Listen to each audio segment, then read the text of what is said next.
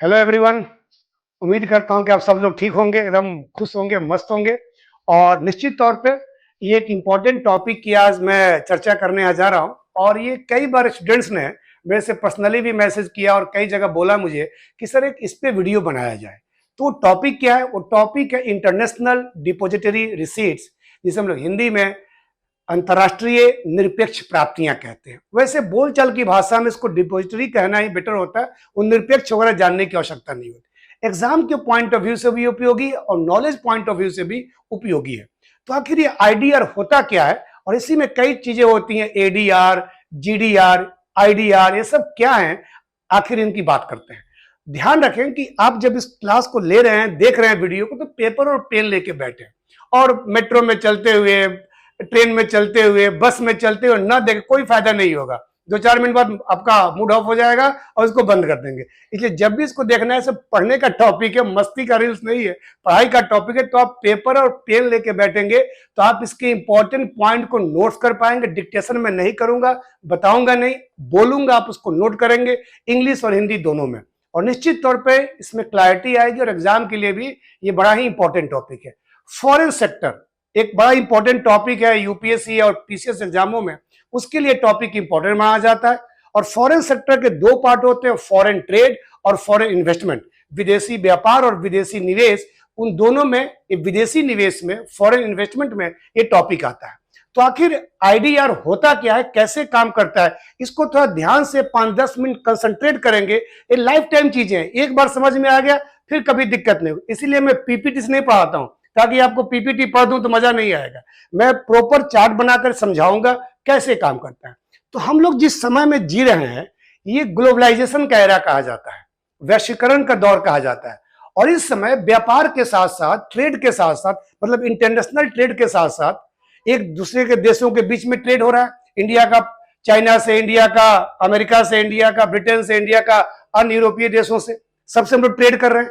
उसी तरह क्या होता है कि एक देश दूसरे देश में जाकर के इन्वेस्टमेंट भी करता है, निवेश भी करता है। और उसी तरह एक देश की कंपनी को विदेशों से पैसे की आवश्यकता होती है। कंपनी चाहती है, इंडस्ट्रियल सेक्टर चाहता है कि मुझे कहीं कहीं से पैसा मिले, जिससे कि मैं अपना इन्वेस्टमेंट करके और अपने व्यवसाय को, अपने व्यापार को बढ़ा सकूं। जैसे इंडिया में शेयर मार्केट है, कंपनी शेयर मार्केट में लिस्टेड होती है और उसमें अपने शेयर को बेचती है और फंड लेती है और फंड से व्यापार करती है। ठीक उसी प्रकार कंपनियों को अपने देश के, यानी घरेलू सोर्सेज के अलावा, डोमेस्टिक सोर्सेज के अलावा, विदेशों से भी पैसे की आवश्यकता होती है। तो विदेशों से पैसे लाने के लिए हमें कई प्रकार की प्रक्रियाएं करनी होती है। अब जैसे मान लो, अब ध्यान सुनना थोड़ा सा, यहाँ पर देखना बोर्ड पर, अब देखो यहाँ पर, अब एक अलग पेज पे मैं इसको समझा रहा हूं और ध्यान से समझना, एक चार्ट बनाकर समझा रहा हूं कैसे आखिर डिपॉजिटरी रिसीट्स जो है वो काम करता है। ठीक है, तो मान लो कि इंडिया की कंपनी है ए लिमिटेड, एक इंडियन कंपनी है ए लिमिटेड। बस आपको 5 से 7 मिनट लगेगा समझने में, और एक बार समझ गए ना फिर कोई दिक्कत नहीं होगी। एक इंडियन कंपनी है ए लिमिटेड, और ये कंपनी चाह रही है कि न्यूयॉर्क स्टॉक एक्सचेंज में, जो कि अमेरिका का स्टॉक एक्सचेंज है, हम सब लोग जानते हैं कि जैसे इंडिया में बीएससी है, जैसे इंडिया में एनएससी है, वैसे ही अमेरिका में भी, वैसे ही इंग्लैंड में भी, वैसे ही जापान में भी, वैसे ही जर्मनी में भी, सब अलग अलग टाइप के स्टॉक एक्सचेंज है ना। तो अमेरिका का stock exchange New York stock exchange है, जो कि ये काम करता है, जो इंडिया में बीएससी एनएससी काम करते हैं। अब मान लो इंडियन कंपनी को जा करके न्यूयॉर्क स्टॉक एक्सचेंज में शेयर बेचना है, तो ऐसे ये शेयर नहीं बेच पाएगी। अगर इसको शेयर बेचना होगा तो इसके लिए बताया मैंने कि सेबी से परमिशन लेना होगा, और साथ साथ न्यूयॉर्क स्टॉक एक्सचेंज के रेगुलेटरी बॉडी जो होगा उससे परमिशन लेना होगा, और वो परमिशन मिलता नहीं है। भाई कौन सी कंपनी है, क्या कंपनी है, यहां से जाके लोगों से शेयर बेच करके पैसा ले आए और कंपनी पता नहीं लापता हो जाए। इंडिया में है तो इंडिया में उसकी जांच हो सकती है, लेकिन अमेरिका के लोगों से पैसा ले आने के लिए, और अमेरिका में वो कंपनी है ही नहीं, वो कंपनी इंडिया की है, तो यहाँ पे कई प्रकार की समस्याएं उत्पन्न हो सकती है। इसलिए ये बीच में एक डिपॉजिटरी रिसीट का कंसेप्ट जो है ये आता है, जिसे हम लोग डीआर कहते हैं शॉर्ट में, और उसी में एडीआर, जीडीआर। अभी सब 5 मिनट में फिर मैं वापस आऊंगा तो आपको समझ में आ जाएगा। अब ये काम कैसे करता है? अब होता क्या है कि ये जो अमेरिका के मार्केट में अगर इश्यू करना चाहती है इंडियन कंपनी, तो देखना होगा कि अमेरिका का कोई ऐसा बैंक जो अमेरिका में भी हो और इंडिया में भी हो। ऑब्वियसली अमेरिका का बैंक होगा तो अमेरिका में होगा ही होगा, लेकिन उसकी शाखा जो है, ब्रांच जो इंडिया में हो। अब जैसे मान लो एक बैंक है सिटी बैंक, सुना होगा नाम आप लोगों ने, सिटी बैंक, थोड़ा पतला कर लूं उसको मैं, सिटी बैंक। एक बैंक है सिटी बैंक, बड़ा पॉपुलर बैंक है सिटी बैंक। अब सिटी बैंक जो कि अमेरिका में है, यूएसए में इसका हेड ऑफिस, हेडक्वार्टर है। अब ये बैंक इंडिया में भी सिटी बैंक का एक ब्रांच ऑफिस है, सिटी बैंक का एक ब्रांच ऑफिस इंडिया में हो। हमेशा ध्यान रखिए जीडीआर कंसेप्ट जो है वो तभी काम करेगा जबकि वो एक ऐसा बैंक जो कि इंडिया में उसका ब्रांच ऑफिस हो और अमेरिका में उसका हेड ऑफिस हो, तभी ये काम करेगा। अगर इंग्लैंड में काम करना होगा तो बैंक इंग्लैंड में हो और इंडिया में उसका ब्रांच ऑफिस हो। अगर जापान में काम करना होगा तो जापान में उसका हेड ऑफिस हो और इंडिया में उसका ब्रांच ऑफिस हो। उसके बिना डिपॉजिटरी रिसीट्स काम नहीं करता है। काम क्या है? पैसा निकालना। काम क्या? वहां से पैसा लाना। लेकिन पैसा ऐसे शेयर और बॉन्ड बेच करके नहीं आता है, इसके लिए प्रक्रियाएं, उन प्रक्रियाओं को करना होता है। ठीक है। अब जो ए लिमिटेड है ये क्या करेगा, इस बैंक को, चूंकि इंडिया में है, ये इंडिया में है, अब इस बैंक को ये अपना शेयर जो है रखने के लिए दे देगा।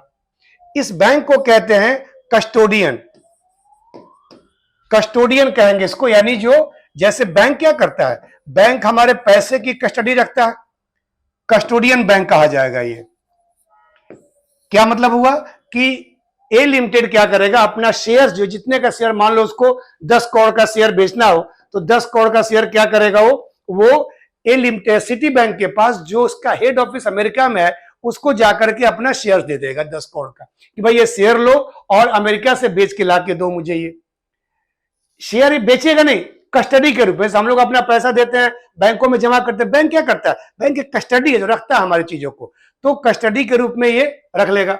अब ये जो सिटी बैंक है इंडिया में ब्रांच ऑफिस, ये इसको इन्फॉर्म कर देगा, सूचना दे देगा कि भाई एक इंडिया की कंपनी है, वो अपना शेयर अमेरिका में बेचना चाहती है और ये हमें 10 करोड़ का शेयर दी है।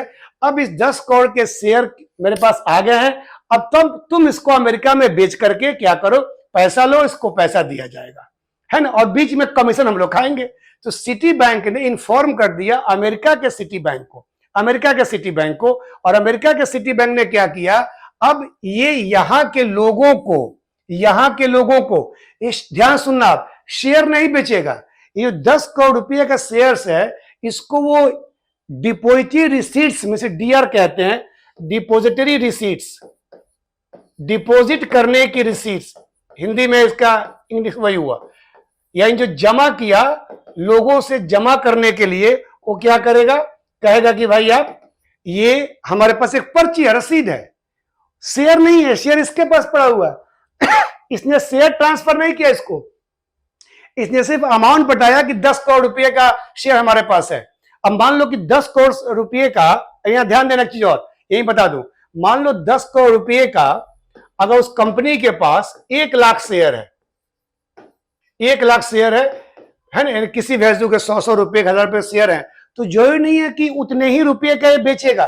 ध्यान रखना, ये पर्ची अपना $100 का, $500 का, $1000 का अमाउंट उतना होगा। अमाउंट 10 करोड़ जो इसने शेयर दिया है, उस अमाउंट को छोटे छोटे पार्ट में बांटकर, मान लो एक शेयर 1000 रुपए का है, मान लो एक शेयर 1000 रुपए का है, तो ये क्या करेगा, इसका जो पर्ची होगा ये $1000 का भी हो सकता है, या ये 100 का भी हो सकता है, या ये 500 का भी हो सकता है, जितने का भी हो जाएगा, जितने का भी हो जाएगा। ऐसा कोई जरूरी नहीं है कि वो जितने का शेयर प्राइस यहां पर है उतना ही का शेयर प्राइस है। ये 10 करोड़ रुपए के इंफॉर्मेशन दे दिया किसने, सिटी बैंक के ब्रांच जो दिल्ली में है, इंडिया में है, मुंबई में है, और अभी सिटी बैंक जो यूएसए वाला है, ये इस 10 करोड़ रुपए को छोटे छोटे रसीद बना करके और लोगों को कहेगा कि भाई ये इंडिया की कंपनी है, इसमें जमा करो पैसा और आपको हम इस पर प्रॉफिट जो कंपनी को होगा वो आपको डिविडेंड मिलेगा, आपको इसका फायदा मिलेगा। अब लोग जो यूएसए के होंगे वो इस पर यकीन करेंगे, वो इस पर यकीन नहीं करते क्योंकि अमेरिका में नहीं है तो इंडिया में है, लेकिन जब ये देगा डिपॉजिटरी रिसीट्स तो उसको यकीन करेंगे। अब ये पैसा यहाँ के लोगों से, यूएसए के लोगों से, यूएसए के शेयर मार्केट से ये सिटी बैंक के पास आएगा और सिटी बैंक ये पूरा का पूरा पैसा यहाँ फंड जो है 10 करोड़ रुपए का या जितने का होगा फंड ट्रांसफर कर देगा, फंड को हस्तांतरित कर देगा और बदले बदले में ये इस पे कमीशन चार्ज करेगा। इसको फायदा क्या होगा, जैसे यहां पर भी कंपनियां शेयर बेचती हैं तो कमीशन चार्ज करती है, वैसे ही वहां पर भी वो कमीशन चार्ज करेगा और ये पैसा इसके पास आ गया और ये बैंकों ने सिर्फ इसके शेयर को रखने के चलते, होल्ड करने के चलते इसने पैसा कमा लिया और यहां पर उसने बेचा और इस जो लोगों को, जो शेयर होल्डर्स हैं, जिन लोगों ने इस खरीदा, उसको जो रसीद दिया गया उसी को डिपोजिटरी रिसीट्स कहते हैं। उसी को जो इन्वेस्टर्स होंगे, जो लगाएंगे यहां पर, वो क्यों लगाएंगे, मैंने पहले ही कहा यहां पे वो नहीं लगाएंगे क्योंकि उनको ट्रस्ट नहीं है, क्योंकि बाहर की कंपनी है, लेकिन अपने देश में लगाएंगे क्योंकि सिटी बैंक वहां का है तो दे देंगे। और ये क्या हुआ, ये एक मीडिएटर का काम किया, ये मीडिएटर का काम किया और बैंक तो मीडिएटर है ही। इंडिया में भी जो बैंक काम करते हैं वो क्या करते हैं, हम लोग अपना पैसा जमा करते हैं, बैंक हमको 4% 5% इंटरेस्ट देता है और बैंक उसी पैसे को इकट्ठा करके पूल करके बिजनेसमैन को लोन देता है, वहां से 6-7% लेता है और हमें उसका बीच में बैंक अपना कमीशन खाता है। तो बैंक तो इंटरमीडिएट है ही, इसीलिए ये बैंक जो है वो इस तरीके से काम करता है और ये पैसा कहीं ना कहीं कहां पे आ गया, इंडियन कंपनी के पास आ गया, इंडियन कंपनी, लेकिन इस प्रक्रिया से घूम कर आया, सीधे नहीं है। और इसके बाद जब डीआर बिक जाएगा, जब डिपोजिटरी बिक जाएंगे तो क्या होगा, फिर वो कंपनी जो है यहाँ के शेयर मार्केट में, यहाँ के स्टॉक एक्सचेंज में लिस्टेड हो सकती है, रजिस्टर्ड हो सकती है, सूचीबद्ध हो सकती है। ये बिकने के बाद ही, अगर नहीं बिकेगा तो नहीं जाएगा, फिर नहीं हो सकता। ये भी ध्यान लो कि अगर बिकने के बाद तो कंपनी को लिस्टिंग होना ही होता है, रजिस्टर्ड होना ही होता है ना। तो डिपोजिटरी रिसीट्स क्या होता है, एग्जैक्टली शेयर नहीं होते हैं लेकिन शेयर की तरह काम करते हैं। अब अगर 2 बार 4 बार इसको देखोगे ना, 5-5 7 में 2 में देख लोगे तो कंसेप्ट क्लियर हो जाएगा। अब मैं बताऊं आपको कि आखिर आईडीआर क्या होता है, जीडीआर क्या होता है। तो यहां ध्यान दो कि मैंने लिखा इंटरनेशनल डिपोजिटरी रिसीट्स। अब ये जो बेसिकली कई टाइप के हो सकते हैं, जैसे कोई इंडियन कंपनी अगर अमेरिका में करे तो यूएसए में करे तो उसे एडीआर कहते हैं, अमेरिकन डिपोजिटरी रिसीट्स। अगर इंडियन कंपनी, जैसे एग्जांपल समझाया ना मैंने, ये जाके अमेरिका में करे, अमेरिकन जाके नहीं करे, अमेरिका के बैंक के साथ डील करके अमेरिकन मार्केट से पैसा लाए तो उसे हम क्या कहते हैं, उसे हम कहते हैं अमेरिकन डिपोजिटरी रिसीट्स, है ना, अगर अमेरिका में करे। और अगर कई देशों में करे तो हो जाता है जीडीआर, यानी ऐसा डिपोजिटरी जो कि कई देशों में काम हो, खासकर यूरोप के देशों में। जीडीआर शब्द का यूज जो है, इस्तेमाल जो है यूरोप के लिए होता है कि यूरोप में कई सारे देश हैं, तो लंदन स्टॉक एक्सचेंज है, लग्जमबर्ग है, बहुत सारे हैं, फ्रांस का है, कई सारे स्टॉक एक्सचेंज है। अगर एक ऐसा डिपोजिटरी, जैसे यहां पे क्या हुआ, यहां पे जो बताया मैंने कि यहां पे क्या हुआ, यहां पे सिर्फ इंडियन कंपनी ने सिटी बैंक को बेचा, जो कि सिटी बैंक अमेरिका में भी है और सिर्फ मार्केट में अमेरिका से पैसे आया। लेकिन यहां पे क्या कह रहा हूं, जीडीआर में एक देश नहीं, कई देशों से पैसा जो है आ सकता है, कई देशों से पैसा आ सकता है। यानी वो डिपोजिटरी सिर्फ कई देशों के इन्वेस्टर्स जो है खरीदेंगे और वो पैसा इंडिया की कंपनी के पास आएगा। तो अगर एक से अधिक देशों में, एक पर्टिकुलर देश में करता है कोई देश, कोई कंपनी, तो उस कंट्री का नाम और डिपोजिटरी रिसीट्स आएगा। मेनली अमेरिका से हम लोग करते हैं, उसे एडीआर कहते हैं, American depository receipts. Indian company America के किसी बैंक से टाई अप करके, जो समझाया मैंने, उससे करते हैं, उसे एडीआर कहते हैं। और इंडियन कंपनी अगर किसी यूरोप के कई देशों के जो रेगुलेटरी बॉडी हैं, जो वहां के शेयर मार्केट है, उनके पैसा निकालना हो और वहां के बैंकों से काम करता है तो उसे कहते हैं जीडीआर। जीडीआर मतलब ग्लोबल होता है, लेकिन ये यूरोप के लिए भी ही जीडीआर का इस्तेमाल ज्यादातर किया जाता है। यानी एक अमेरिका से एडीआर हो गया और यूरोप के देशों से, कई देशों से हो गया तो जीडीआर हो गया। और अगर मान लो कोई कंट्री जो है, किसी अन्य देश का कोई कंपनी जो है, किसी अन्य देश का कोई इंस्टीट्यूशन जो है, वो इंडिया के मार्केट से, इंडिया के शेयर मार्केट में बिना लिस्टेड हुए पैसा निकालना चाहता है तो उसे हम आईडीआर कहते हैं, इंडियन डिपोजिटरी रिसीट्स। ये इंडियन है। ये अभी 2020 में एक स्टैंडर्ड चार्टर्ड बैंक है, कंपनी सुना नाम स्टैंडर्ड चार्टर का, उसने जो है 2020 में इंडिया में आईडीआर इशू किया था। 2020 में स्टैंडर्ड चार्टर्ड आपने नाम सुना होगा इसका, स्टैंडर्ड चार्टर्ड। इसने जो है इंडिया में आईडीआर इशू करके फंड रेज करने की बात कही थी। ठीक है, तो ये आईडीआर एक टर्म है, ये भी आईडीआर, दोनों कंफ्यूजन मत करें। यहाँ पे आईडीआर मतलब इंटरनेशनल है, यहाँ पर इंडियन है। तो एक लाइन में कहा जाए कि ये डिपॉजिट रिसीट्स या एडीआर या जीडीआर या आईडीआर होते क्या है?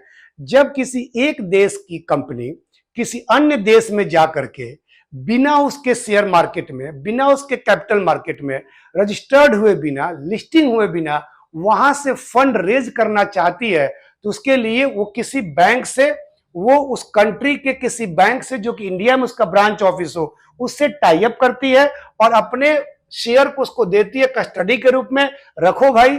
और वो बैंक वहां जाकर के इन्फॉर्म करके अपने हेड ऑफिस को, और वहां पर एक रसीद, एक कागज का टुकड़ा, एक रसीद डिजिटल फॉर्म हो सकता है, वो बेचता है और फंड रेज करता है और वो फंड आ जाता है। इसे कहते हैं डिपॉजिटरी रिसीट्स।